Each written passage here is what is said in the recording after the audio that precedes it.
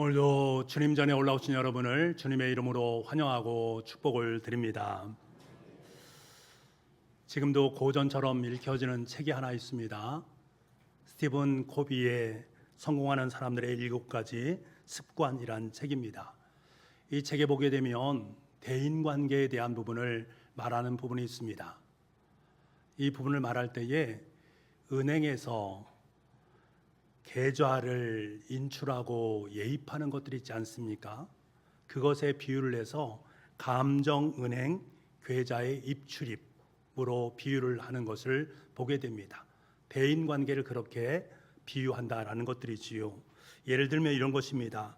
내가 누군가에게 마음이 몹시 상함으로 말미암아 화를 내고 감정을 통제하지 못하고 분노를 할 때가 있습니다. 어떤 때는 참을성이 없이 상대방에게 신의를 지키지 못하고 상대방을 마구 화를 내면서 말하는 그러한 경우도 있단 말입니다. 그렇게 되게 되면 우리의 감정은행 계좌에서 인출이 계속 되어진다라는 거예요. 인출이 계속 되어진다라는 것은 잔고가 없다라는 것을 말하고, 잔고가 없다라는 것은 곧 파산을 의미하는 것입니다. 그러니까 대인관계에 있어서 몹시 어려움을 당하게 되는 지경에 이른다라는 것들입니다. 반대로 내가 어떤 일에 인내심을 갖고 그 일을 성실하게 최선을 다해서 행하는 것이나, 아니면 상대방의 입장에서 생각하고 상대방을 배려하고 상대방에 대한 예의를 잘 지켜나가게 된다면 감정은행 계좌에 계속적으로 예입을 하게 된다라는 것들이지요. 예입을 계속적으로 하게 된다는 것은 잔고가 풍성해진다라는 것을 의미하는 것이고, 잔고가 풍성하다라는 것은 인간관계에 있어서 좋은 결과를 낳게 되어진다. 혹 내가 무슨 실수가 있다 할지라도 통장 잔고가 많이 남겨짐으로 말미암아 상대방으로부터 실수에 대한 것들을 이해받을 수도 있다라는 것을 의미합니다. 이런 감정은행 계좌의 인출과 예입이라는 관점에서 저는 자녀들과 아빠된 관계를 생각해 보았습니다. 그럴 때 스티븐 코비의 말이 참 옳다라고 여겨질 수밖에 없었습니다. 자녀와의 관계에서 저는 감정은행 계좌에서 인출을 참 많이 해냈구나 하는 생각을 하게 되는 것들입니다. 예를 들면 어렸을 때부터 시작해서 아침부터 이 감정은행 지출을 시작을 하게 되는데, 야 빨리 밥 먹어라, 왜 밥 먹으려고 빨리 일어나지 않느냐, 너 일을 그렇게 해서 어떻게 하냐, 너 약속을 잘 지키지 않으면 어떻게 하냐, 야 어른들을 보면 인사를 잘 해야 되지 않느냐, 폭풍 같은 잔소리를 늘어놓게 되는 저의 모습을 만나게 되는 것들입니다. 자녀를 사랑한다라는 미명 아래 이러한 잔소리를 늘어놓게 되면 감정은행 계좌에 인출이 많이 되게 된다라는 것들입니다. 그러므로 말미암아 자녀의 관계가 어려움에 들어설 수 있는 경우들이 있다라는 것들입니다. 그런데 그러한 경우들만 있는가? 그렇지 않고 예입이 되는 경우도 있다라는 것들입니다. 아이들의 이야기를 진지하게 경청하는 경우입니다.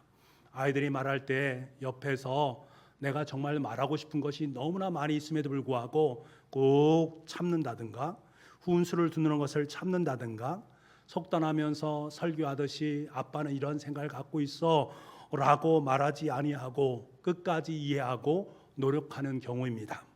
그리고 어떤 때는 아이들과 함께 놀아주면서 인내하면서 끝까지 놀아주는 것들입니다. 그러면서 내가 너를 사랑한다 라고 말하는 것들이지요. 이렇게 되어지면 아이들은 아빠는 나를 한 사람의 인격체로 생각하고 있구나 라고 느끼게 되어진다라는 것들입니다.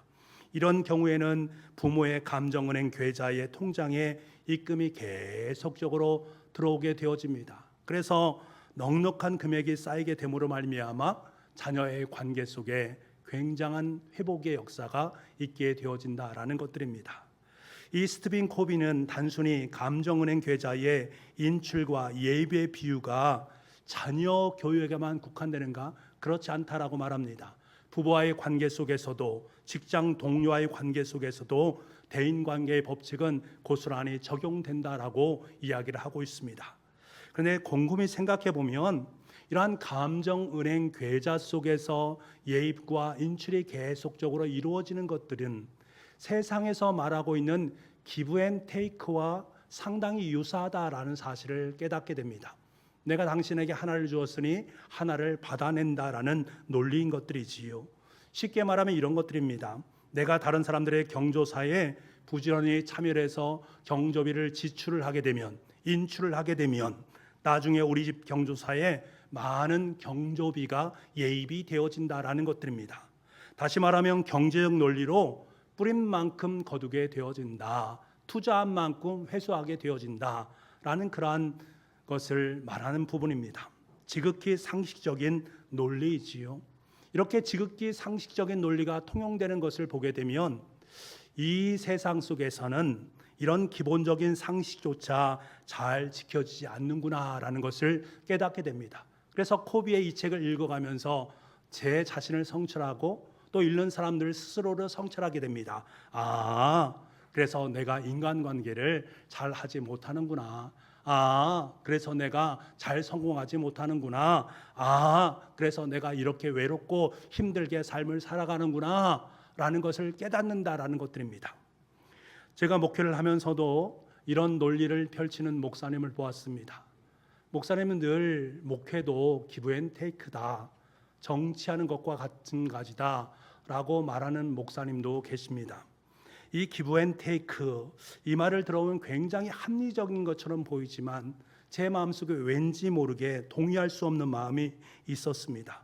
왜냐하면 이 스티븐 코비의 말하는 논리가 전적으로 옳은 것 같습니다만 성경에서는 우리에게 그렇게 일러주지 않기 때문에 그렇습니다. 오늘 성경 본문을 묵상하면서 세상의 감정은행 계좌의 논리와 예수님의 논리는 전혀 다르다라는 사실을 우리는 깨닫게 되어집니다. 그러니까 동의하기가 참 힘들다라는 것들입니다.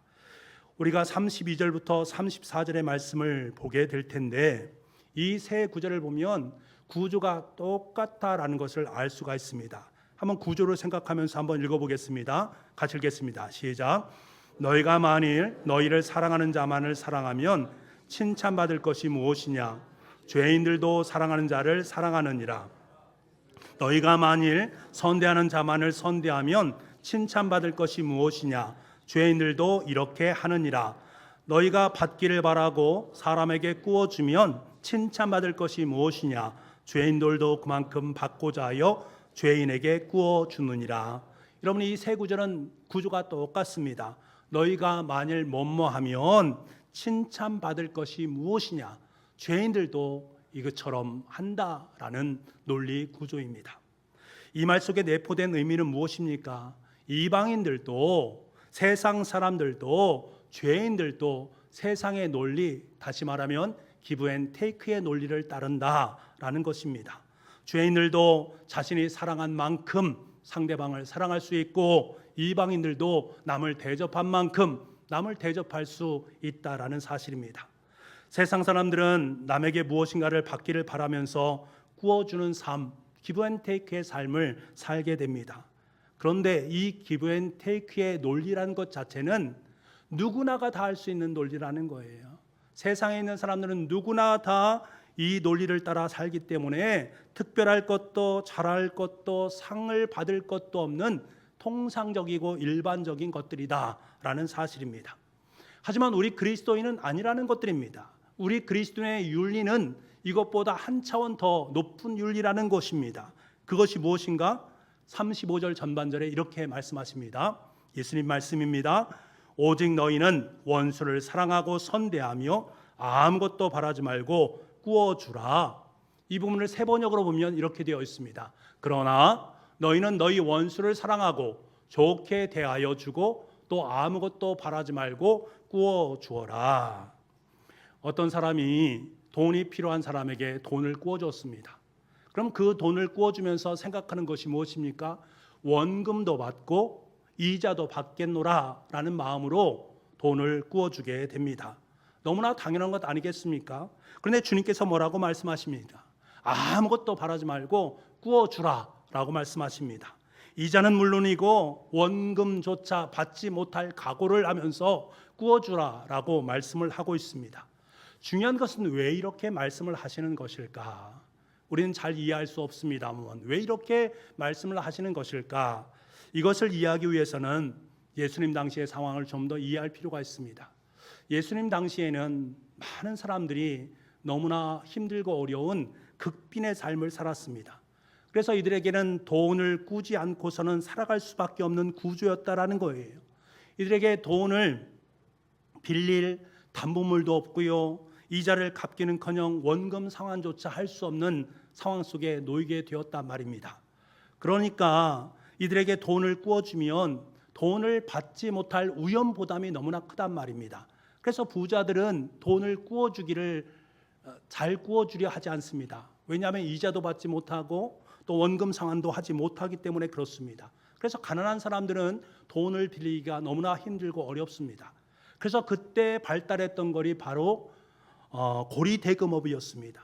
돈을 빌릴 수 없는 상황을 이용해서 살기 위해서 어쩔 수 없는 사람들에게 고리대금을 함으로 말미암아서 그 삶의 자리가 더욱더 피폐하게 만들어지는 그러한 일이 반복적으로 일어나게 되었다라는 것들입니다. 예수님 당시의 구조가 바로 이런 구조였습니다. 이런 상황 속에서 예수님은 아무것도 받을 생각하지 말고 그냥 꾸어줘라 라는 것들입니다. 물론 그렇게 할 수 있습니다. 그런데 여러분 생각해 보십시오. 내가 돈이 있다고 해서 아무런 이자라든가 원금 상관없이 그것을 다 꾸어줄 수 있는 사람이 얼마나 많이 있겠습니까? 저 사람이 아무리 가난하다 할지라도 내가 그것을 줄 수 있는 사람이 많지 않습니다. 세상의 논리가 잘 통용되지 않는다라는 거예요. 그럼에도 불구하고 예수님은 그리스도인들에게, 제자들에게 꾸어주라라고 말씀합니다. 더욱더 놀라운 것은 친척들에게, 네 이웃들에게 꾸어주라는 말이 아니라 원수들에게 꾸어주라라고 말씀합니다. 오직 너희는 원수를 사랑하고 선대하며 아무것도 바라지 말고 꾸어주라라고 말씀을 하고 계십니다. 여러분, 세상에 어떤 사람들이 이 요구에 응답할 수 있겠습니까? 아니, 여러분에게 이것을 해라 라고 말하면 매일매일 그것을 반복하며 삶을 살 수 있겠습니까? 주님은 지금 이 말씀을 누구에게 하시는가? 20절 말씀에 오면 예수께서 눈을 들어 제자들을 보시고 이르시되, 제자들에게 이런 말씀을 하고 계시다는 거예요. 제자들에게 이 말을 했다라는 것은 곧 우리에게 이 말씀을 하셨다라는 의미입니다. 여러분, 이것이 과연 가능한 것인가? 결코 쉽지 않은 일입니다. 그래서 우리는 예수님에게 이렇게 항변할 수 있습니다. 아니, 예수님, 이것은 너무나 가혹한 일이 아닙니까? 이것은 합리적인 일이 아닙니다. 기브 앤 테이크가 옳은 것들이지요. 제가 있는 것을 상대방에게, 아니, 그것을 나누어 주라는 말, 물론 그렇게 할 수 있습니다만 원수까지도 나누어 주라라고 말씀하시는 것은 너무 부당한 것 아닙니까? 그렇게 하는 것은 올바른 것 아니지 않습니까? 세상 속에서 요즘 그렇게 하면 밥 굶기 딱 좋은 논리입니다. 그것을 따르기가 참 쉽지 않습니다 라고 예수님 앞에 우리는 설득을 하려 하는 우리의 모습을 보게 됩니다. 하지만 여러분, 그것이 과연 바르고 정당한 것인가? 예수님께서는 우리에게 그럼에도 불구하고 그렇게 하라 말씀하십니다. 이유가 있다라는 거예요. 그 이유가 무엇인가? 그 이유를 35절 후반절에 예수님은 이렇게 말씀하십니다.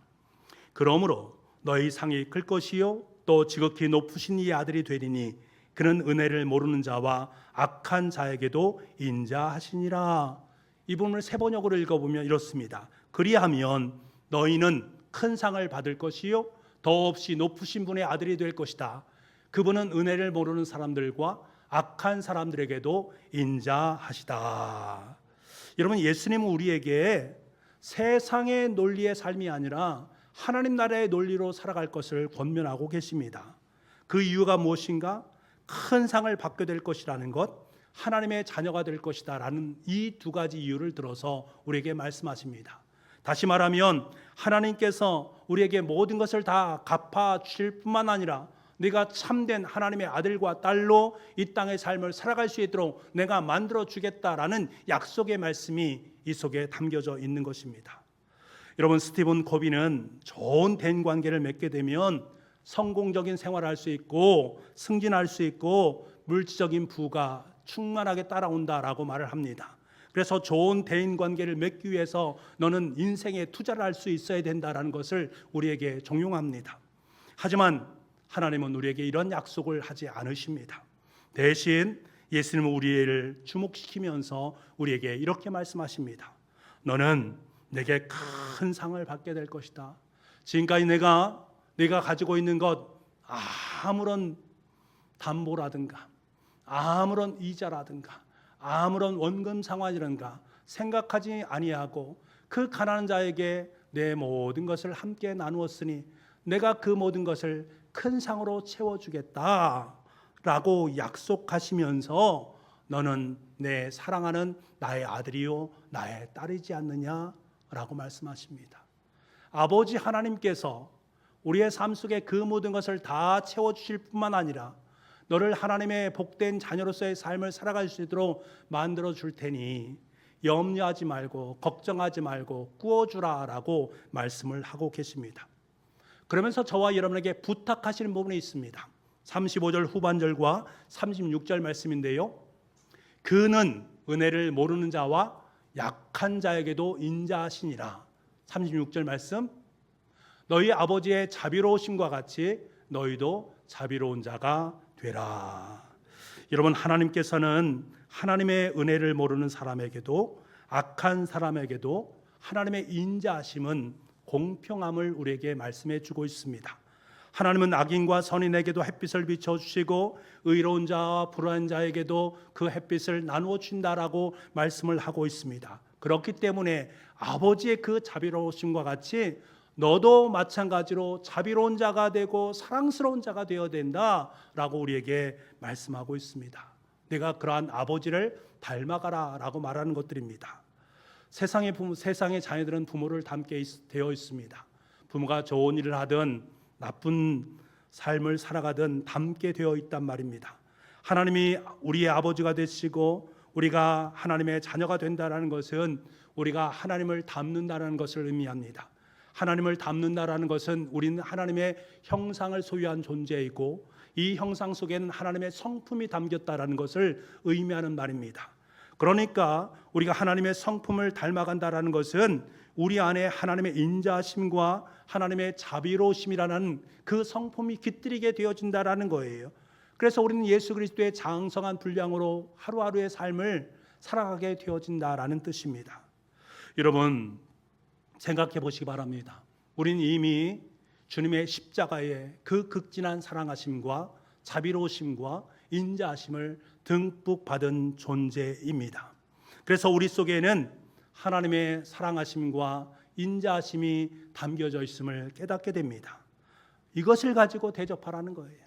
이것을 가지고 섬기라는 것입니다.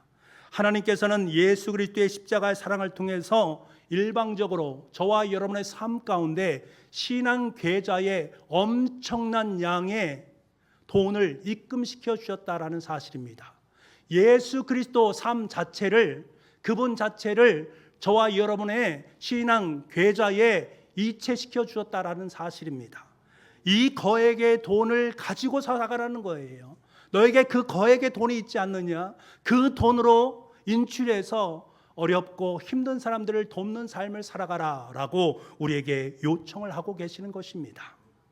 여러분, 우리는 아무 노력 없이 이미 우리 계좌에 잔고가 많이 쓰였습니다. 일방적인 하나님의 은혜입니다. 십자가의 은혜는 일방적인 은혜입니다. 하나님께서 여러분께서 베풀어 주신 그 은혜의 충만함은 일방적인 것입니다. 우리의 삶 속에 일방적으로 우리의 신앙 은행 계좌에 그것을 이체시켜 주시고 입금시켜 주시고 그것을 내가 바라오면서 그것을 통해서 하나님의 귀한 사역을 감당하라고 우리에게 말씀하고 계시다라는 거예요. 여러분, 중요한 것은 내가 가지고 있는 영적 은행 계좌의 잔고는 나의 것이 아니라는 것입니다. 그것은 하나님께서 우리에게 주신 것입니다. 하나님께서 우리에게 그것을 주셨사오매 우리는 나를 위해서 그것을 사용하는 것이 아니라 하나님의 뜻을 위해서 그것을 사용해야 된다라는 것들입니다. 왜 저와 여러분 속에 엄청난 예수 그리스도 삶 자체를 우리에게 허락해 주셨을까? 우리를 통해서 일하시기 원하시기 때문에 그렇습니다. 우리를 통해 하나님의 영광이 드러나기를 원하시기 때문에 그렇습니다. 이것이 바로 하나님의 자비로우심과 같이 너희도 자비로운 삶을 살아 말씀하신 그 진리가 바로 여기에 있습니다. 여러분, 세상에는 신앙은행 계좌에 잔고가 많은 분들이 참 많습니다. 그래서 신앙의 아름다운 본을 우리에게 보여주는 분들이 얼마나 있는지 모르겠습니다. 우리 교회도 그런 분들이 참 많이 있지요. 바라고 소망하는 것은 영적인 은행 잔고에 하나님의 충만한 은혜가 차고 넘칠 수 있기를 간절히 소망합니다. 우리 교우들이 그러한 삶을 살 수 있기를 간절히 소망합니다. 주님께 우리에게 뭐라고 말합니까? 마태복음 5장 16절 말씀에 이렇게 말씀하십니다. 이같이 너희 빛이 사람 앞에 비치게 하여 그들로 너희 착한 행실을 보고 하늘에 계신 너희 아버지께 영광을 돌리게 하라. 세상에는 죽음과 공포에 내몰린 이들의 비명소리가 들려옵니다. 피조물의 신음소리가 우리 귓전을 때립니다. 악한 자들이 선한 이들의 밥이 되고 있는 세상의 모습을 보게 됩니다. 찢기고 갈라진 세상에서 힘겹게 하루하루를 버티며 살아가는 사람들이 너무나 많이 있단 말입니다.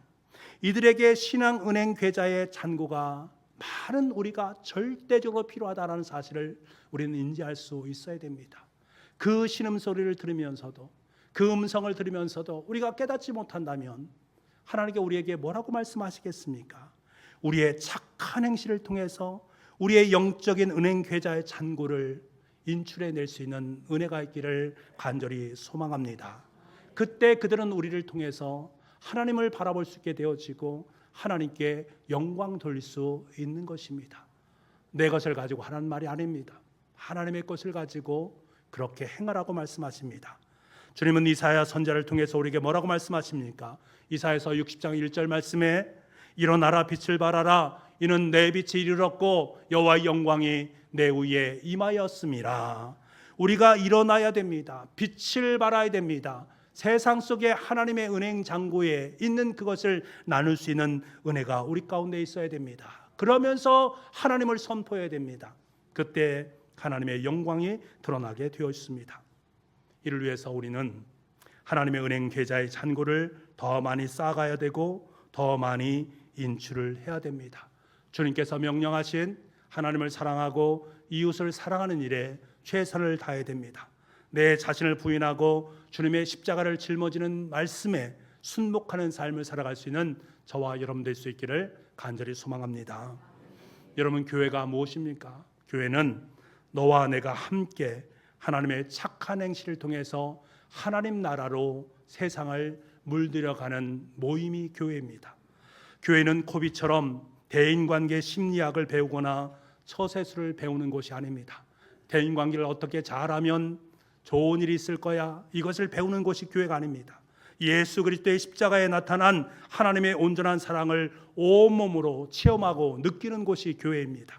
아버지께서 자비하시니 너희도 자비하여라 라는 주님의 말씀에 기도하면서 순종하며 살아가는 무리들이 모인 곳이 바로 교회란 말입니다.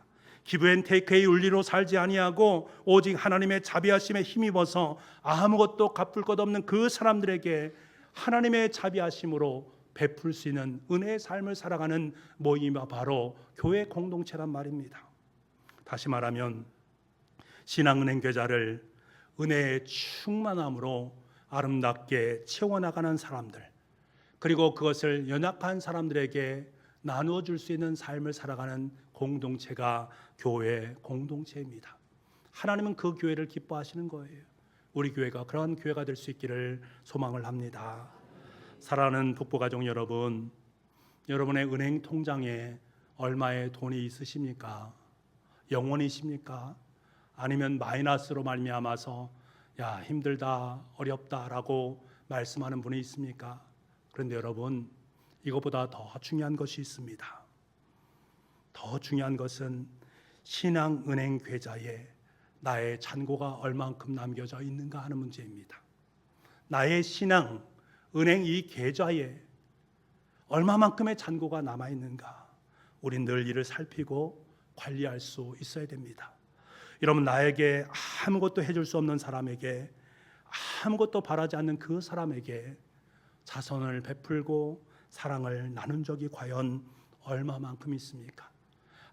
아무런 대가를 바라지 아니하고 그저 나누는 것이 좋아서 내가 가지고 있는 것을 나누면서 기쁨과 감동으로 살아간 그러한 적이 과연 얼마만큼 있습니까? 나를 그토록 미워하고 도저히 사랑할 수 없는 그 사람을 용서하고 그 사람을 위해서 축복하고 기도했던 적이 과연 얼마만큼 있느냐 말입니다. 원수까지 사랑하시는 주님의 말씀에 의지해서 나의 모든 자존심을 다 내려놓으면서까지 그 사람을 용서하면서 살아간 적이 과연 얼마만큼 있느냐 말입니다. 주님께서 말씀하신 이웃을 사랑하는 말씀에 의지해서 내가 가진 것이 없지만 그럼에도 불구하고 이웃을 돕기 위해서 섬기면서 봉사하는 삶을 살았던 적이 얼마만큼 있습니까? 내 자신의 만족과 유익만이 아니라 정말로 타자를 위해서 내 삶을 헌신하고 희생했던 적이 과연 얼마만큼 있느냐 말입니다. 이렇게 할 때 우리의 신앙은행 계좌의 잔고는 계속해서 올라가게 됩니다. 하나님 나라의 아름다운 큰 사업으로 쌓이게 될 줄 믿습니다. 그때 우리는 하나님의 자비로우심과 같이 우리도 자비로운 삶을 살아갈 수 있게 되어집니다.